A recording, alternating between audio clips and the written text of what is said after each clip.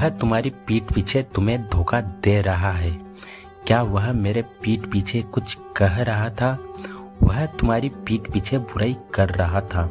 हर कोई एक दूसरे के पीठ पीछे बात करता है।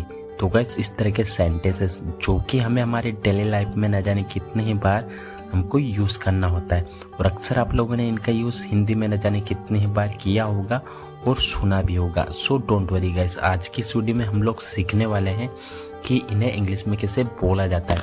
तो गाइस इन्हें इंग्लिश में बोलने के लिए सिंपल से फ्रेज का यूज़ किया जाता है, वो है बिहाइंड समवन्स बैक, जिसका हिंदी मीनिंग होता है किसी के पीठ पीछे या फिर किसी के पीठ के पीछे।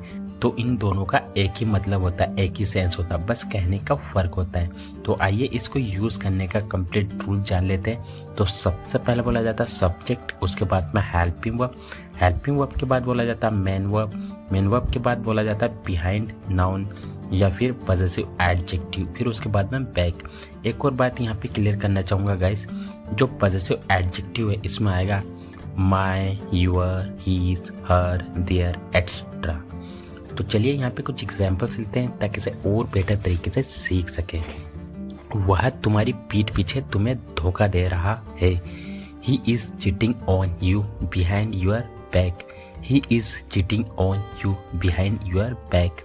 क्या वह मेरे पीठ पीछे कुछ कह रहा था? Was he saying something behind my back? Was he saying something behind my back? हर कोई एक दूसरे के पीठ पीछे बात करता है। Everybody talks behind each other's back. Everybody talks behind each other's back. उन्होंने उसकी पीठ पीछे उसकी तारीफ की। They praised her behind her back. They praised her behind her back. वह लोगों के पीठ पीछे उनको गालियां देता था। He used to abuse people behind their back. He used to abuse people behind their back. वह मुझसे तंग आ गया है। वह स्कूल जाने से तंग आ गया है। मैं इस ट्रैफिक जाम से तंग आ गया हूँ।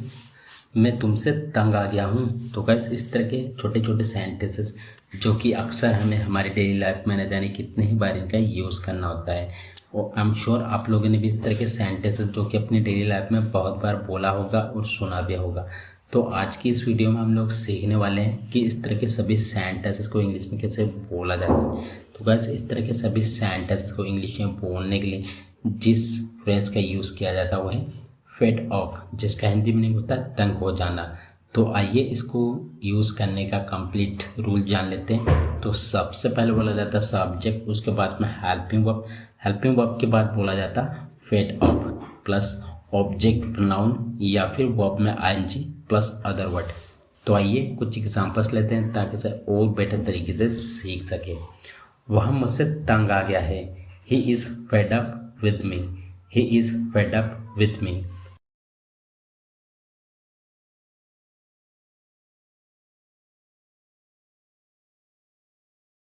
मैं इस ट्रैफिक जाम से तंग आ गया हूँ।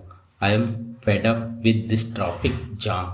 I am fed up with this traffic jam. मैं तुमसे तंग आ गया हूँ। I am fed up with you. I am fed up with you. लोग बेरोजगारी से तंग आ चुके हैं। People are fed up with unemployment. People are fed up with unemployment. हम रोज एक ही सब्जी खाकर तंग आ चुके हैं। We are fed up with eating same dish every day. We are fed up with eating same dish every day. मैं उसे समझाकर तंग आ चुका हूँ। I am fed up with making him understand. I am fed up with making him understand. मैं उसको मस्का लगा रहा था। मस्का मत लगाओ मुझे। मुझे मस्का लगाना बंद करो। लगता है वो हमें मस्का लगा रहा है। तो इस तरह के सेंटेंसेस गाइस जो कि अक्सर हमें हमारी डेली लाइफ में बोलने होते हैं, जिनमें कि हमें बोलना पड़ जाता है मस्का लगाना। तो इस तरह के सेंटेंसेस को इंग्लिश में कैसे बोला जाता है आज की इस वीडियो में हम लोग सीखने वाले हैं। तो इस तरह के सेंटेंसेस को इंग्लिश में बोलने के लिए हम बटर समवन अप का यूज़ करते हैं, जिसका हिंदी मीनिंग होता है किसी को मस्का लगाना या किसी को मक्खन लगाना या किसी को झाड़ पे चढ़ाना।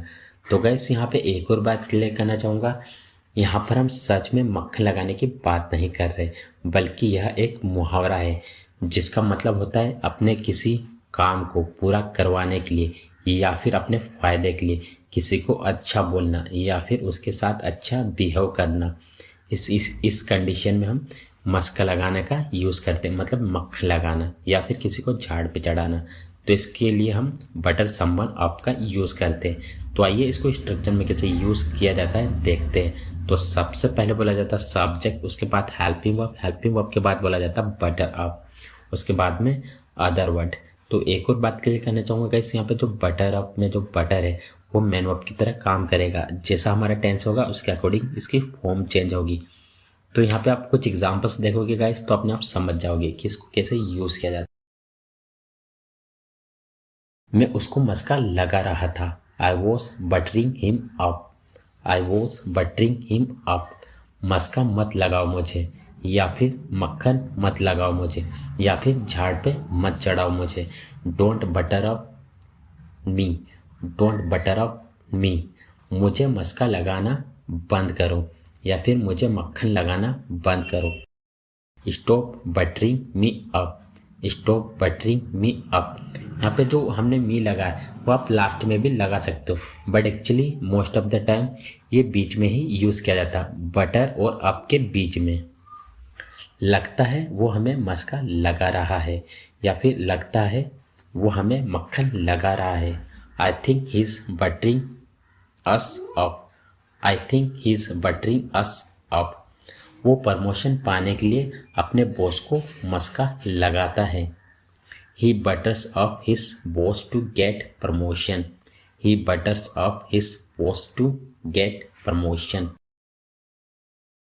कभी तो पढ़ लिया करो, कभी तो हमें सुन लिया करो, कभी तो मुझे समझने की कोशिश करो, कभी तो टाइम पर आया करो।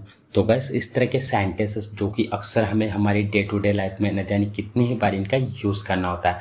आई एम श्योर आप लोगों ने भी इस तरह के सेंटेंसेस अपनी डेली लाइफ में कभी न कभी जरूर बोले होंगे और सुने भी होंगे। सो डोंट वरी गाइस, आज की इस वीडियो में हम लोग सीखने वाले हैं कि इस तरह के सभी सेंटेंसेस को इंग्लिश में कैसे बोला जाता है। तो गाइस इस तरह के सभी सेंटेंसेस को इंग्लिश में बोलने के लिए एक फ्रेज का यूज़ किया जाता है, वो है डू एवर, जिसका हिंदी मीनिंग होता है कभी तो आइए इसको स्ट्रक्चर में कैसे यूज़ किया जाता है देखते हैं। तो सबसे पहले बोला जाता है डू एवर प्लस वर्ब की first form plus other word अगर है तो आइए कुछ एग्जांपल्स लेते हैं गाइस ताकि इसे और बेटर तरीके से सीख सके। कभी तो पढ़ लिया करो, do ever study, do ever study. कभी तो हमें सुन लिया करो, do ever listen to us, do ever listen to us. कभी तो मुझे समझने की कोशिश करो, do ever try to understand me, do ever try to understand me. कभी तो टाइम पर आया करो, do ever come on time, do ever come on time. कभी तो अपना टाइम फैमिली के साथ बिताओ, do ever spend time with your family, do ever spend time with your family.